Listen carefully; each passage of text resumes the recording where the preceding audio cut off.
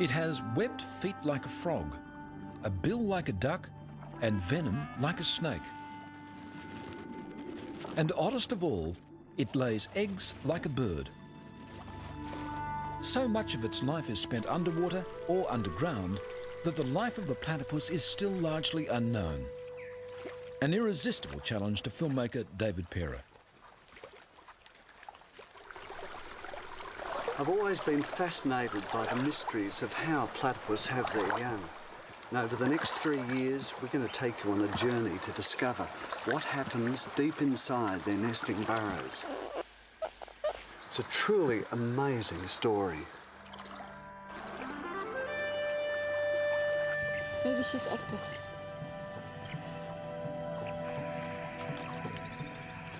By tracking its daily life, researchers will help Parer reveal the most intimate moments in the life of what is surely the strangest animal on Earth.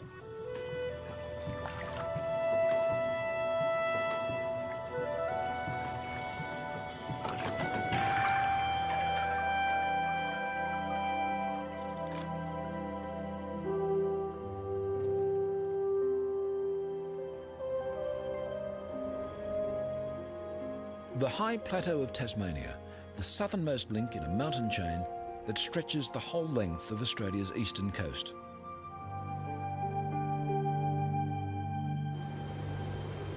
When the winter blizzards blow in from the Southern Ocean, life here gets tough.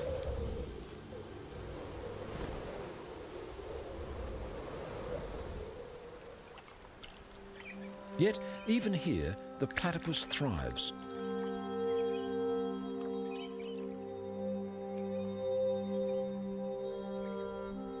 Its thick fur provides near-perfect insulation as it forages for a sparse living in the frozen tarns.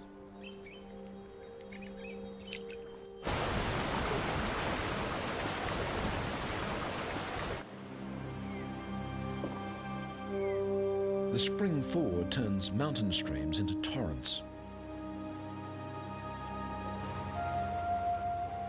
Humans are rare in the remote Tasmanian wilderness, but platypuses are plentiful.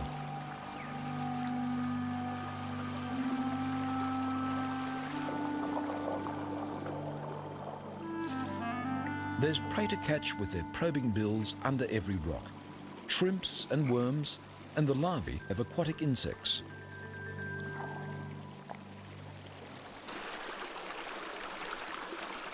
I've looked for platypus up and down the east coast of Australia, but the wild rivers of Tasmania are the greatest place to find them. But even here, they're difficult to see. They seem to meld into the water and rocks, and then suddenly disappear. When Europeans first encountered it, the platypus seemed almost too weird to be real. The name comes from the Greek for flat-footed, yet it was the creature's duck bill that most fascinated 19th century zoologists.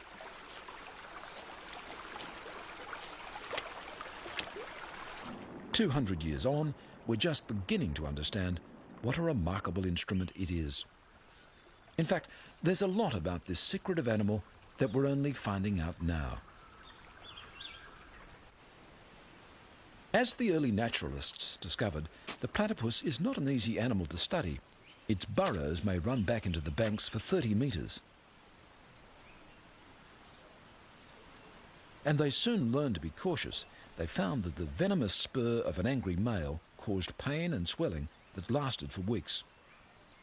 So it wasn't till the 1880s that scientists confirmed that the platypus really did lay eggs. By the early 1900s, they were learning how to keep platypuses alive in captivity. In 1944, naturalist David Flay successfully bred from a captive pair called Jack and Jill. Months ago, David Flay noticed Jill was building a nest. He knew she was building up her milk supply. He then dug down and uncovered the burrow. To his delight, he found a youngster, already well grown. But this would be the only platypus born in captivity for 50 years. And even today, little is known about how they breed in the wild. A quiet valley in northern Tasmania, in the headwaters of the South Esk River.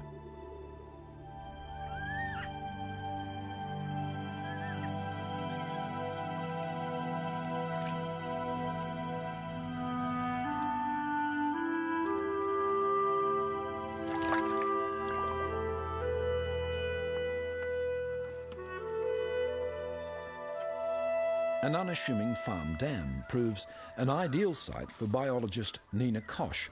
She needs to trap a female platypus, the first step in an ambitious project.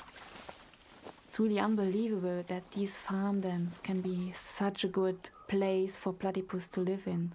They seem to be enormously productive, ideal habitat for females to breed in.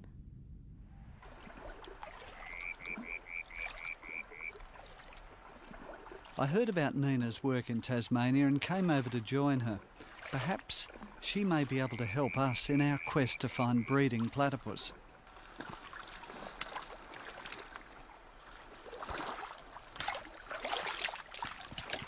Nina has been fascinated by the platypus ever since she saw one on TV as a child.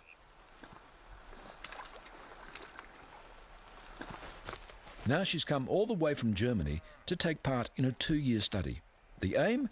To find out more about how female platypuses raise their young. First, Nina measures the platypus's exact dimensions. The tiny craters in her leathery bill are receptors.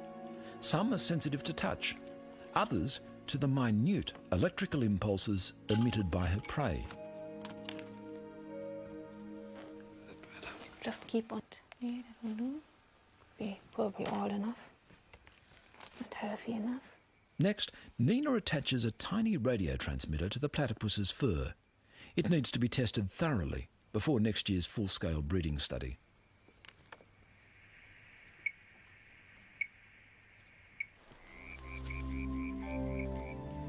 Nina decides to call the female Shy, after a platypus character in a children's book.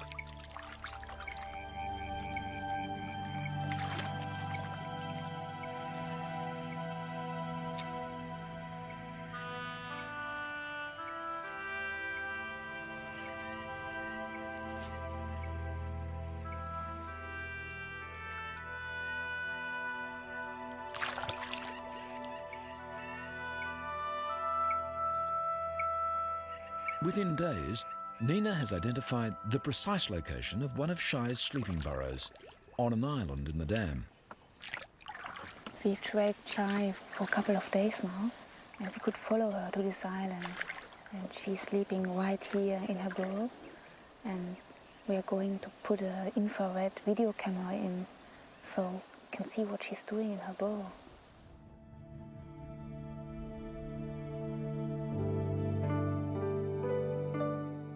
Just before dawn, Shy returns to sleep.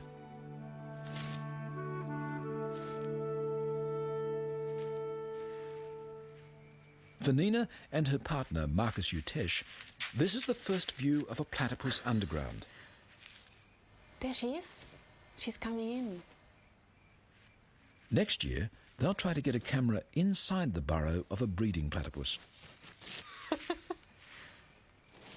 That is absolutely great. Wow. A few weeks later, Nina and Marcus find a baby platypus near the dam. It's only just emerged from the nest. Soon after, they find another, bigger youngster. This baby looked much more like an adult.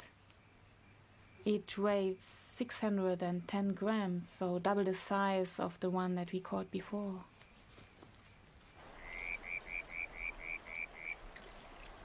We released this baby in one of the farm dams, and then it started immediately to feed along the border of the lake. We tried the next day to see it again. I sat on the pontoon and paddled towards the little platypus. He just stopped feeding and suddenly even came closer to me. He was by far more curious than afraid. Nina is hooked. This will be an ideal location for next year's study.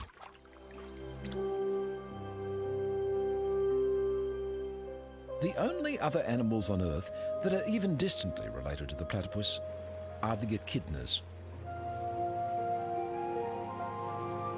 Like the platypus, the short-beaked echidna has looked much the same since the age of the dinosaurs.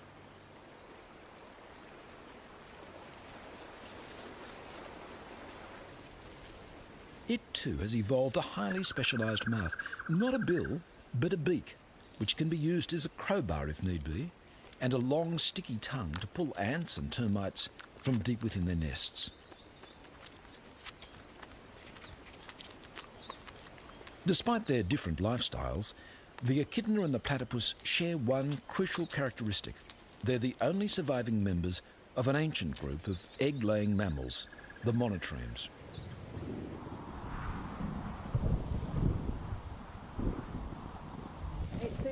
That's faster. Peggy Rismiller and Mike McKelvey have been tracking and studying echidnas for 15 years. What they've discovered about the echidna's breeding cycle may help David Pera in his pursuit of the platypus. That's Whisper. Up to a dozen echidnas at a time may be carrying transmitters. Okay. It's always worth seeing what Hari's doing. What Hari's doing is looking for a mate.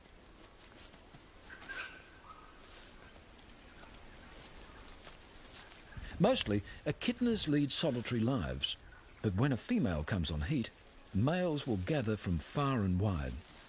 But the females emit a scent, and the scent is called a pheromone, and it's something that humans often can't smell, but obviously the males can smell it.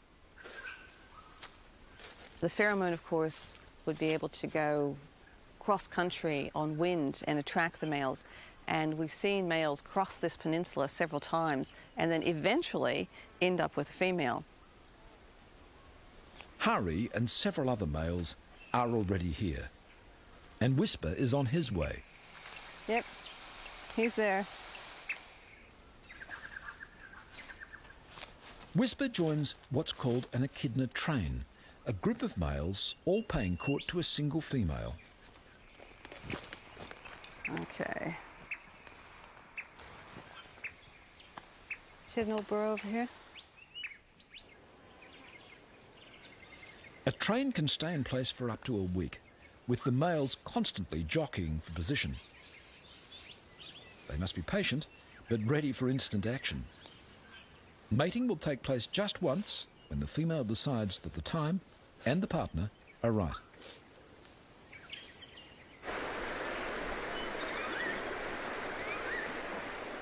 To try to capture the elusive courtship ritual of the platypus, David travels to the far north of Queensland.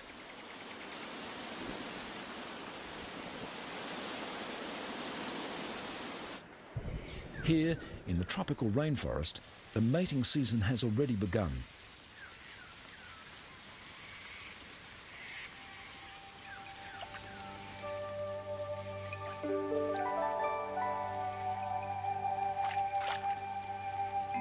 This female is feeding hard to ready herself for the rigours of motherhood.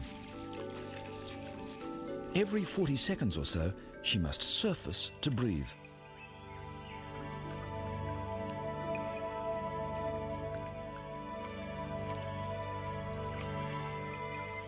This is when she's most vulnerable. Eyes and ears are open wide, alert for danger.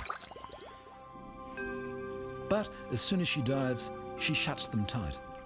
Using only the sensors in her bill, she's built up a detailed mental map of her feeding ground.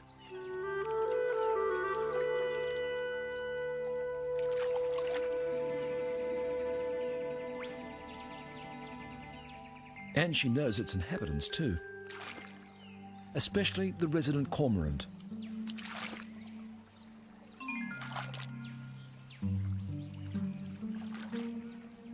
The white-faced heron minds its own business.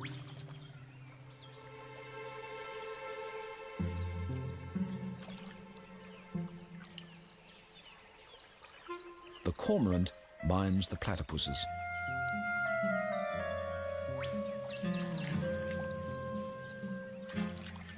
Each time the platypus dives, the cormorant follows, snapping up shrimp and small fish flushed out by the foraging platypus.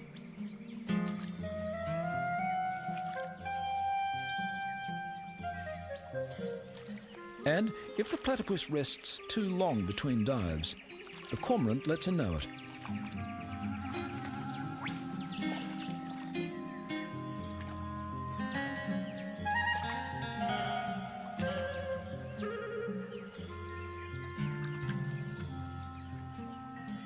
In this particular river system, almost every pool has several resident platypuses and a single cormorant ready to exploit them.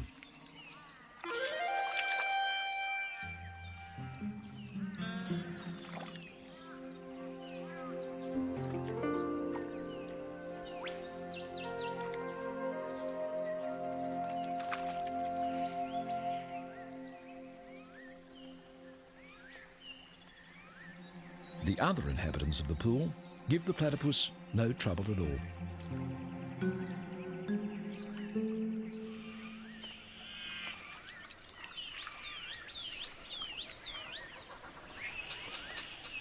The azure kingfishers are peaceable neighbours too. They may occasionally snap up fish and shrimp she drives to the surface, but at least they don't harass her to dive for them.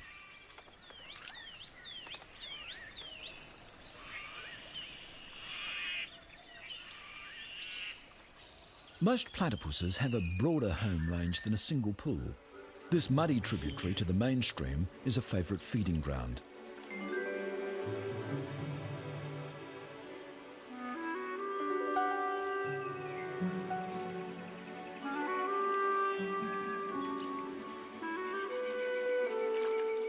Platypuses make their way up the creek at all hours of the day and night to feed.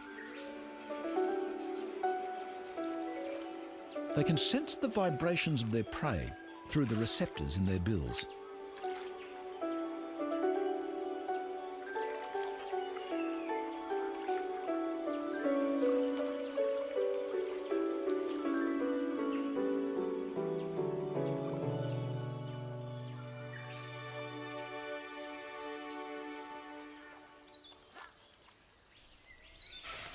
I've been here for about 3 months now and been desperately trying to find a place where the platypus are courting.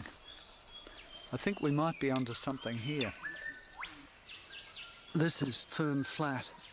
It appears to be dominated by a male, and he does his patrolling, and again it appears that there's a female who I think is just coming up to her burrow or area that she spends a lot of time at now.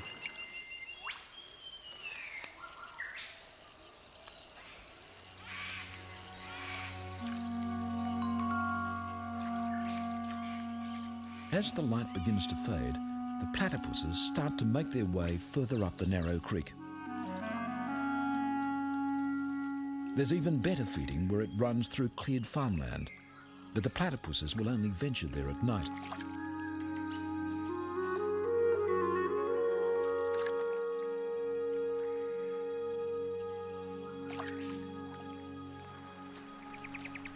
This is an ideal creek to film platypus with an infrared camera.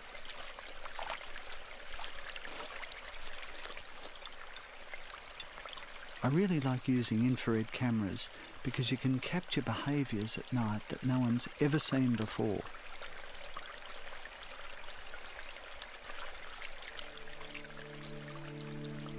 We put up a red light.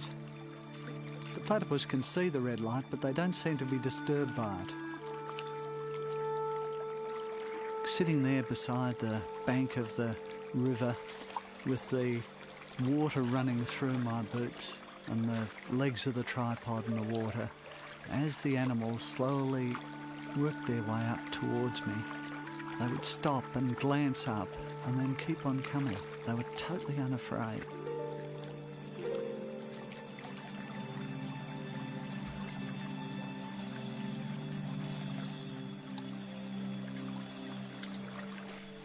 In the first hour after dark, 6 platypus passed me.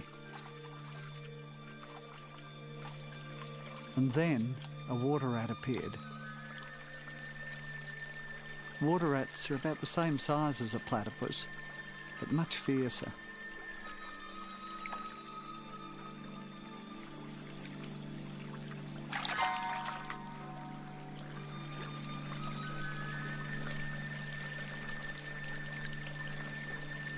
A few nights later, David Perra sets up his infrared equipment on a bridge overlooking the main river. Just below the bridge, a big male platypus has established his home range. But tonight, he has a challenger from further up the river. The resident male is grooming himself on a log, apparently unaware of the intruder.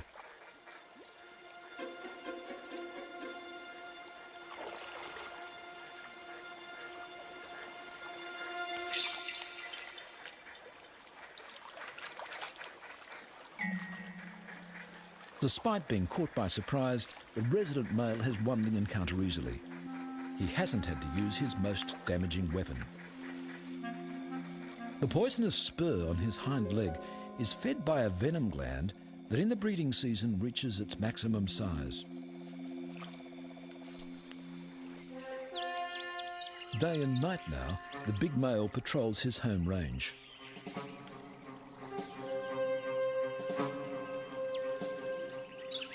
He's spotted another male lurking behind a stump.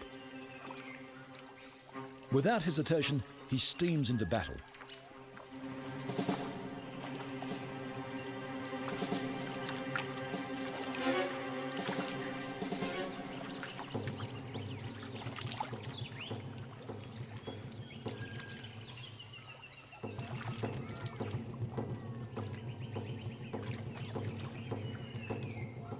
Whether platypuses regularly use their spurs in these encounters, or whether they're weapons of last resort, we don't know. In this case, the resident male is triumphant, and a female is ready to be courted.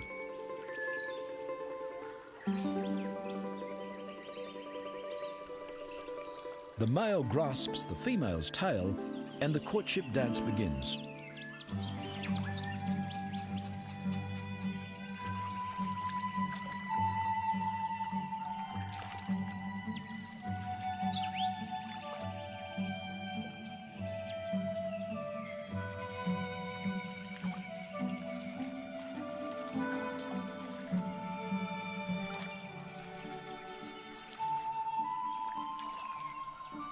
The dance can continue for 20 minutes or more.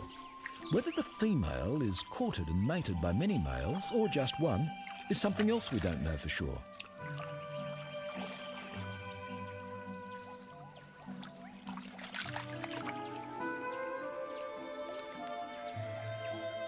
Finally, it looks as though the male mounts the female and mating takes place.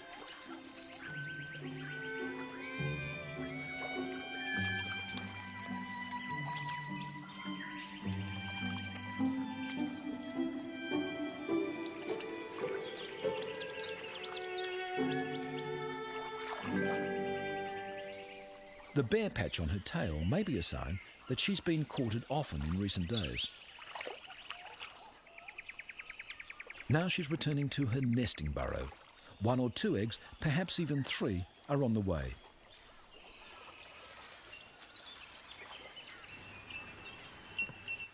Healesville Sanctuary in southern Australia. Much of what we know about platypus mating and breeding has been learned by Les Fisk and his colleagues from the captive animals at Healesville Sanctuary. For 10 years, a male and female platypus have lived in this elaborate artificial world. Through a maze of tunnels, pipes and tanks, video cameras record their every move.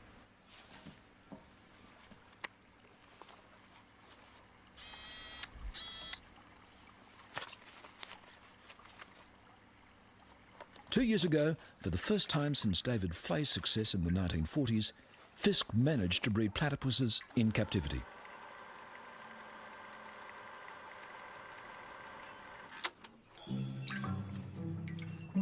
For most of the year, Karina, the female, will have nothing to do with N, the male. But spring is in the air at Healesville Sanctuary.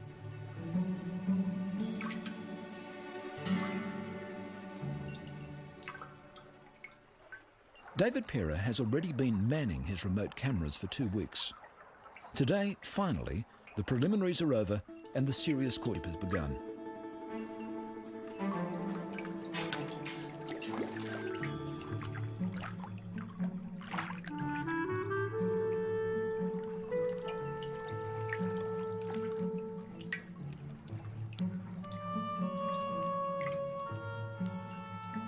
The moment that she's ready to mate can be fleeting.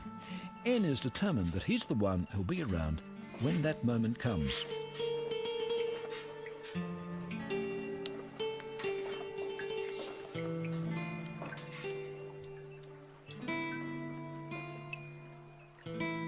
But her attempted escape was all part of the ritual. Karina soon returns to the dance.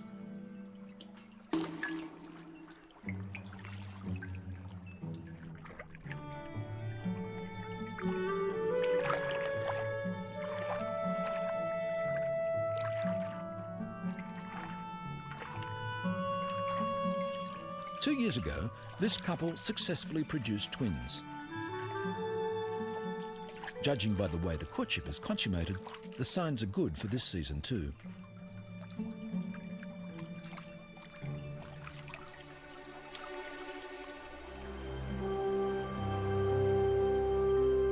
Summer has come again to Tasmania, and its wild rivers are swollen with melting snow.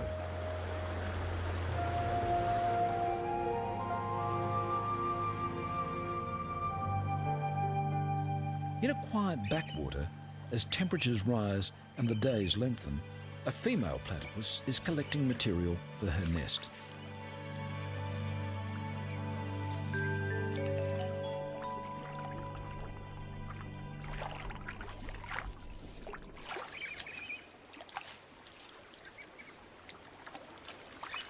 She takes leaves one by one in her bill and jams them under her tail.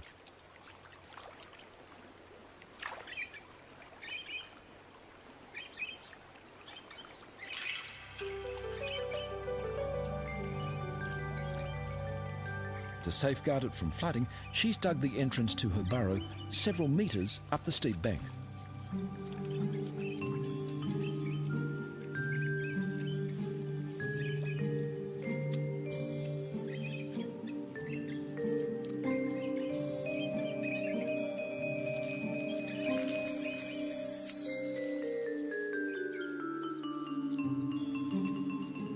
Over the next few days, she'll make dozens of trips like this, until the nesting chamber at the end of her long burrow is lined with sticks and leaves.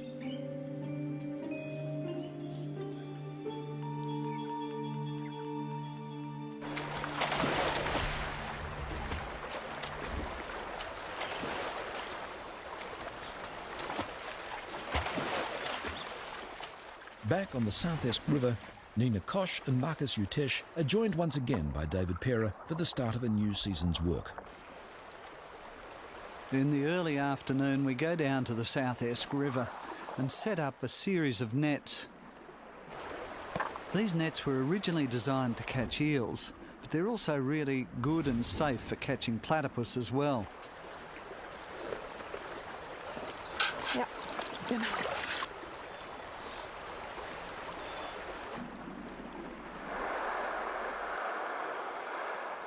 They position the nets across the water flow to trap the nightly traffic of platypuses as they feed up and down the river.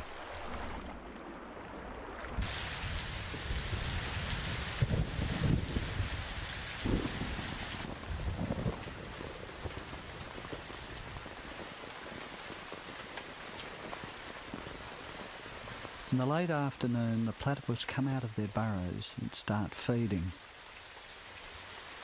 They're very good at avoiding nets because their sensitive bill can pick up the water flowing through the mesh. Many evade the nets, but eventually we catch one.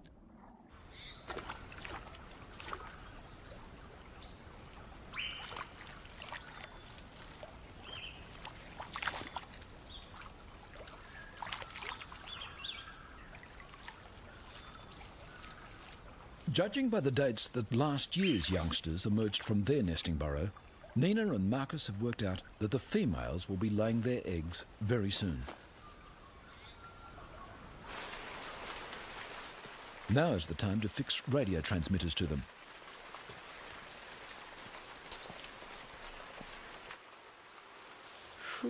This one has a large bare patch on her tail, a sign that she's probably been courted intensively. The tail. Yeah, but on all the animal. This might be a mating mark. All the fur is away from the tail, surface. They discover that she's one of the females they trapped and tagged last year. In fact, it's their old friend, Shy. 80-17, that's Shy. Wow. We got Shy back. We come back? Great!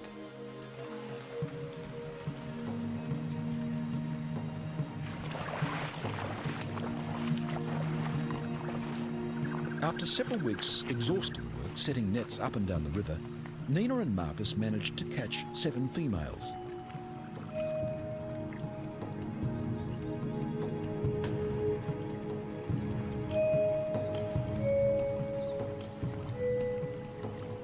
Each one is fitted with a new transmitter and released back into the river exactly where she was caught.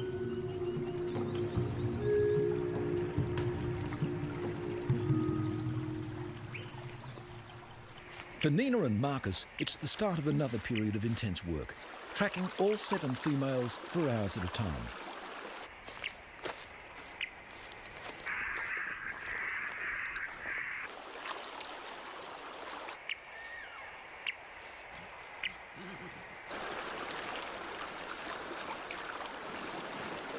They find there's a wide variation in the platypus's behaviour.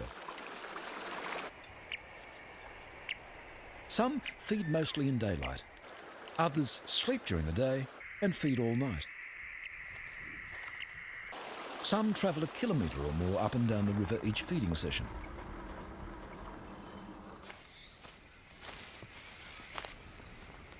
Others, including Shy, feed in one pool most of the time. Where's the strongest signal coming from? Downstream or? Nope. She must be sitting in there. Wow. Shy sleeps in the same burrow each day. Nina and Marcus want to pinpoint its exact location because there's a good chance it's where she's built a nest and is nursing her young.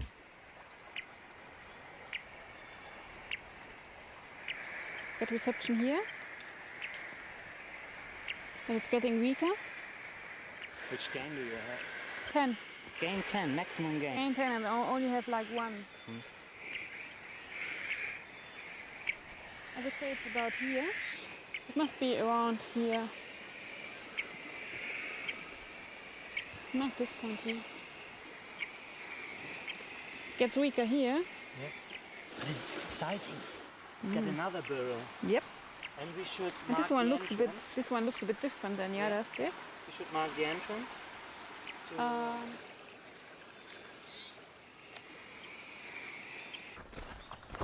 Meanwhile, Peggy Rismiller and Mike McKelvey are still keeping track of their echidnas. You think try again from here? Oh yeah, right towards that cypress. 3 weeks ago, this female was at the head of a mating train. She should by now have laid an egg.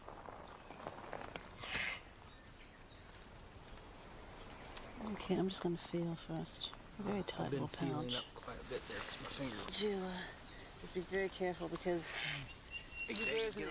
Oh my Jesus. See if you can get it closer down your way. I'm going to pull the pouch open. There's There the it egg. is. There's the egg. It's an egg And there. here's a girl.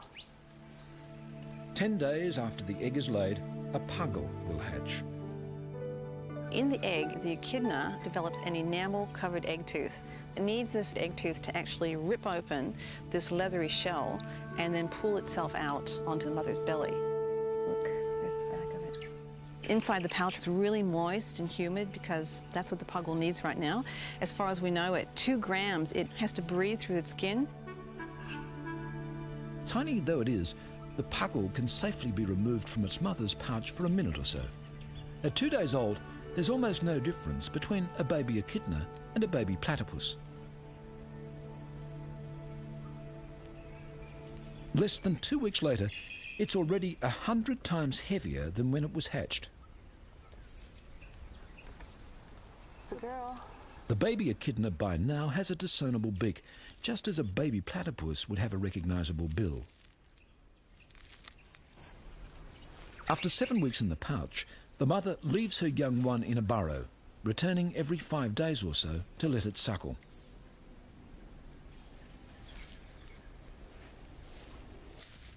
Instead of nipples, the mother has specially adapted paws clustered in patches on her tummy. As the baby suckles, the mother expresses the milk through her skin. It doesn't need its eyes. I think it's like all very small animals. They go on scent. And so the young is scenting where the milk patch is.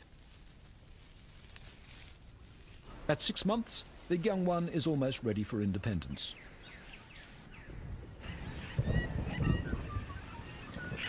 Back at the South Esk River, Marcus and Nina have decided that the time has come to try to take a look inside Shy's nesting burrow. Kann das noch ein Wader sein von dir?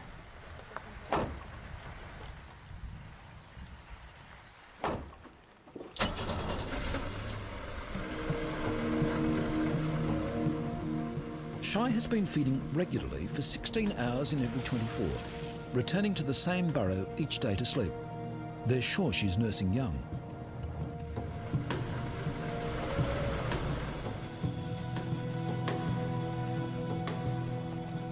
It's late evening. Shy's already left the burrow to feed. Nina, Marcus and David have at least 8 hours to try to get a glimpse inside the nesting chamber.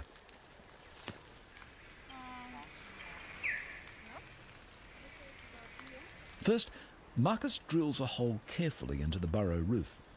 Frequent measurements over the past 2 weeks have told him exactly where and how deep to drill.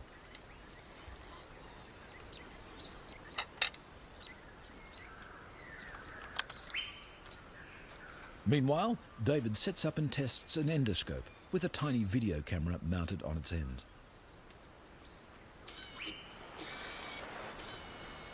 So down is like that. Yep. So straighten it up.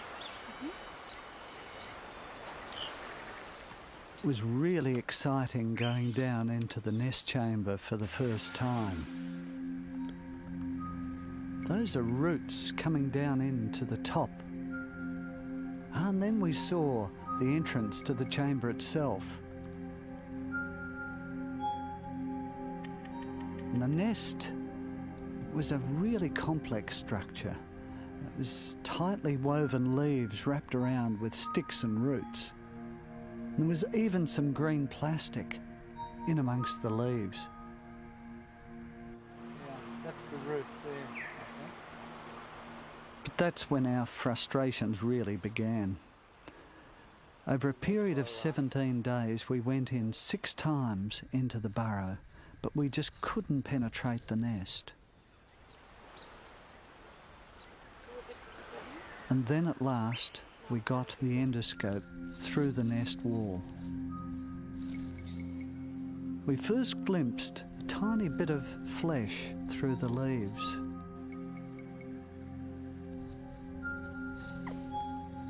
And then another period of frustration, half an hour trying to get a glimpse of the bill.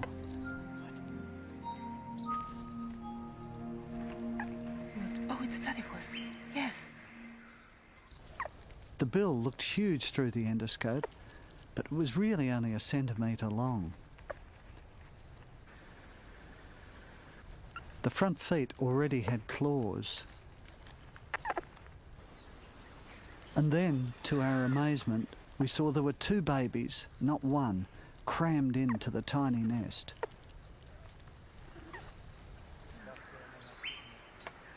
Thank you. 3 weeks later, we went into the burrow again, and we found them immediately. It's incredible. They'd grown enormously. Now they were covered in a thin layer of fur. There were even visitors inside the burrow. What is it? It's a tick. I think it was a tick. The ticks are only found on platypus, and already they're feeding on the blood of the young ones. Their bills are now large and very dark. We think the young are now about 6 or 7 weeks old.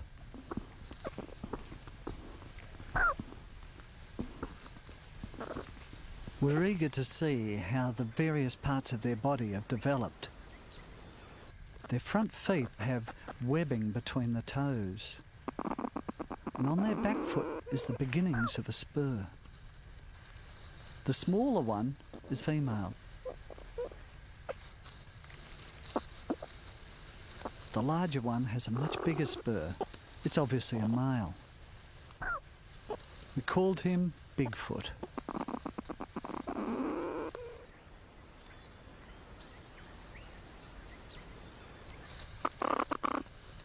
The nostrils are huge. We think they're probably used to find the milk patches of the mother. And here, the smaller one is rubbing the tummy of the larger one, as if it's trying to suckle. It was a revealing 3 hours in the burrow.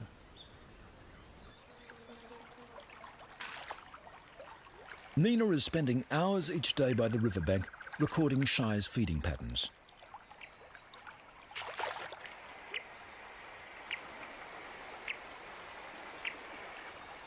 It's late summer on the South Esk, and vast numbers of insects are hatching from the river.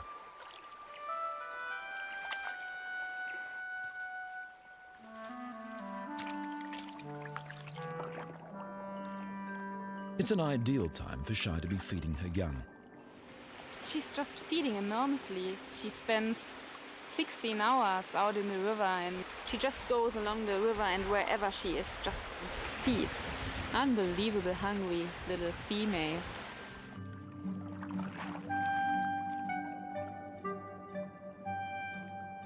A nursing platypus will consume up to half her body weight in food every 24 hours.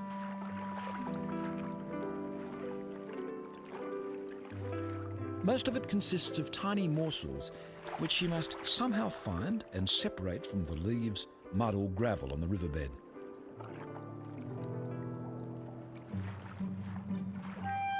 When she gets to the surface, she chews with a sideways motion of her grinding pads, separating out and swallowing the food.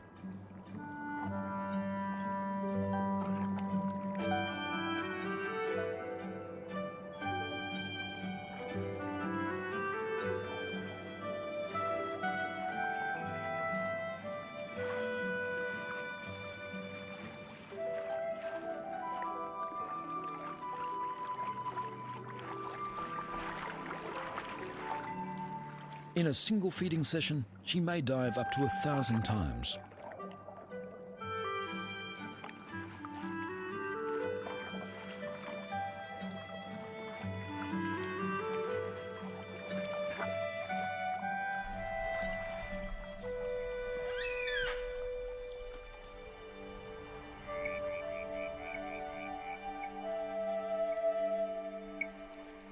Tonight, the team plan to go into Shy's burrow once again. So, while Nina tracks Shy to make sure she's out feeding, the team drills a new hole into her nesting chamber.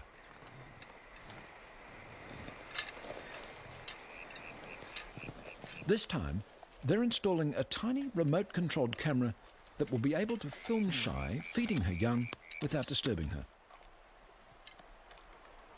Illumination comes from miniature infrared lights, which she can't see. And as well as the camera, there's a microphone to pick up sound inside the burrow. That's the big one. There, oh.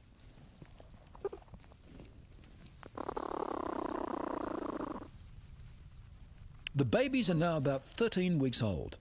Their eyes are open, their bills are fully formed, and their coats have grown thick.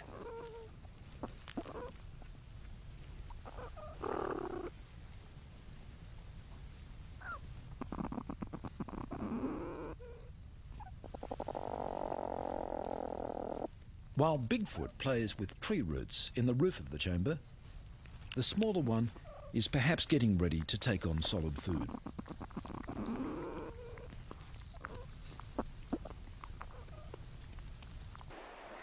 Nina warns that Shy is on her way back to the burrow.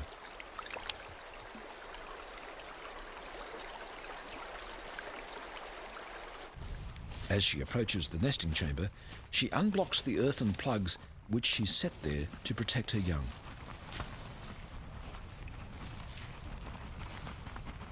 Then she's through into the chamber.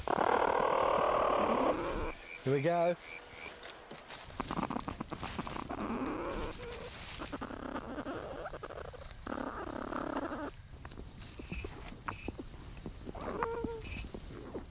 Within minutes, the eager young are greedily suckling from their mother's milk patches.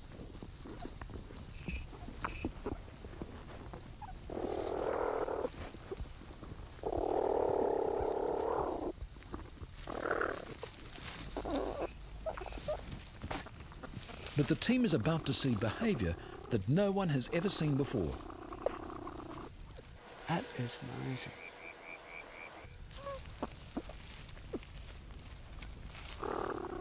The young stopped suckling and then began to rub their mother's bill.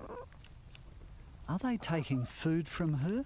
Perhaps getting a taste of those little animals that they themselves will be eating in the next few weeks? Or are they drinking her saliva? Maybe getting some of the bacteria that will strengthen their immune system.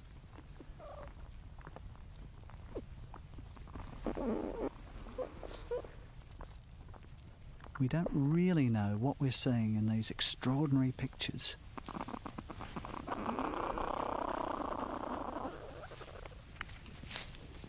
Soon, Shy has had enough.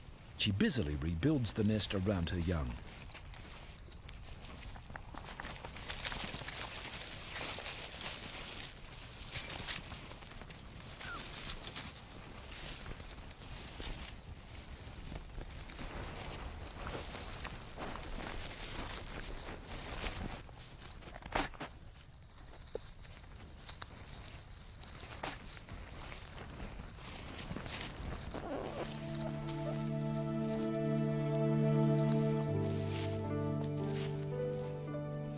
And then she's gone, leaving a tangle of tails and bills behind her.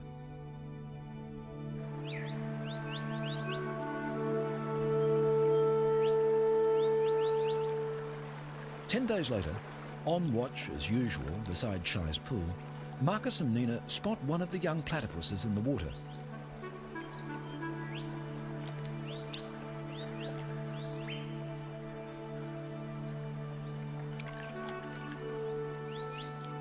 Bigfoot, the male, has emerged from the nest. The team watches, enthralled, as the last chapter in the drama they've been following for months unfolds.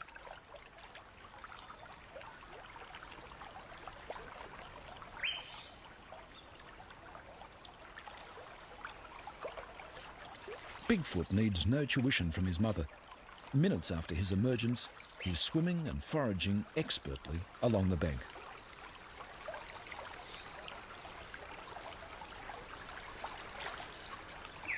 He asserts his independence swiftly. Within a few weeks, he's travelling well upstream from his mother's pool. Soon, he'll have to leave this rich feeding ground. He's trespassing on the home range of older, larger males.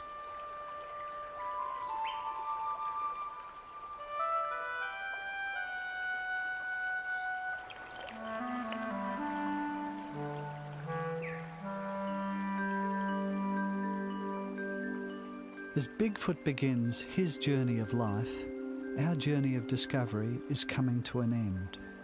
We know nothing of what he does in the next couple of years. In fact, I feel that we've only just scratched the surface in understanding the platypus, one of the most mysterious animals on Earth.